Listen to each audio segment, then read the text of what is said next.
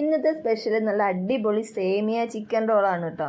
നല്ല ടേസ്റ്റ് ഉണ്ട് ഇനിട്ടോ ഇത് കഴിക്കാനായിട്ട്. ഉണ്ടാക്കുമ്പോൾ അത്രയും ടേസ്റ്റ് ഉണ്ടാവുമെന്ന് ഞാൻ ഒരിക്കലും വിചാരിച്ചിട്ടില്ല. നല്ല അടിപൊളി കിടിലൻ ഒരു ഐറ്റമാണ്. അപ്പോൾ എല്ലാവരും ഒന്ന് ഉണ്ടാക്കി വെക്കുക. അതിന് വേണ്ടിയിട്ട് കുറച്ച് ചിക്കൻ എടുത്തിക്കണം കേട്ടോ. ചെറിയ പീസാക്കി കട്ട് ചെയ്താണ്.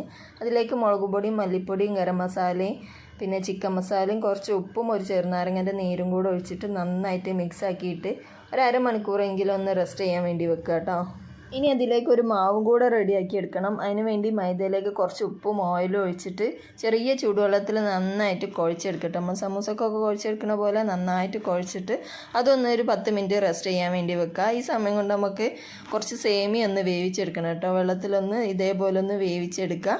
വേവിച്ചൊന്ന് ഊറ്റി മാറ്റി വെക്കുക കേട്ടോ. ഇനി കുറച്ച് വെളിച്ചെണ്ണയിലേക്ക് നമ്മൾ ആദ്യം എടുത്ത് വെച്ച ചിക്കനില്ലേ അതൊന്ന് നന്നായിട്ട് പൊരിച്ച് കോരി മാറ്റി വെക്കുക. അതേ വെളിച്ചെണ്ണയിലേക്ക് തന്നെ ഇഞ്ചി വെളുത്തുള്ളി ഒന്ന് സോട്ട് ചെയ്തെടുക്കുക.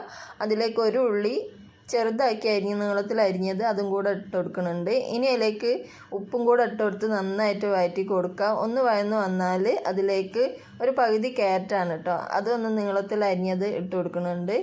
അതിലേക്ക് ഒരു പകുതി ക്യാപ്സിക്കും കൂടെ ഇട്ട് കൊടുക്കുന്നുണ്ട് കേട്ടോ. നന്നായിട്ടൊന്ന് വഴറ്റി കൊടുക്കുക. അതിലേക്ക് ചിക്കൻ മസാലയും കുരുമുളക് പൊടിയും ഇട്ട് നന്നായിട്ട് വഴറ്റി കൊടുത്തതിലേക്ക് നമ്മൾ പൊരിച്ച് വെച്ച ചിക്കനില്ലേ അതും കൂടെ ഇട്ട് കൊടുത്ത് നന്നായിട്ട് മിക്സാക്കി കൊടുക്കുക. 2 സ്പൂണ് ടൊമാറ്റോ സോസും കൂടെ ഒഴിച്ചു കൊടുക്കുന്നുണ്ട്.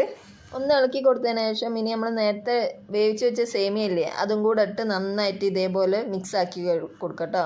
അതിൻ്റെ മസാലയൊക്കെ എല്ലാ ഭാഗത്തും എത്തുന്ന പോലെ നന്നായിട്ട് മിക്സാക്കി കൊടുക്കുക. ഇനി അതിലേക്ക് കുറച്ച് മല്ലിയിലയും കൂടെ ഇട്ട് കൊടുത്തിട്ടാണ് നല്ല അടിപൊളി മസാല റെഡിയായി. ഇനി നേരത്തെ നമ്മൾ കുഴച്ച് വെച്ച മാവില്ല അത് നന്നായിട്ട് പരത്തിയതിന് ശേഷം 4 സൈഡൊന്ന് കട്ട് ചെയ്തിട്ടൊന്ന് ലെവൽ ചെയ്തെടുക്കുക കേട്ടോ.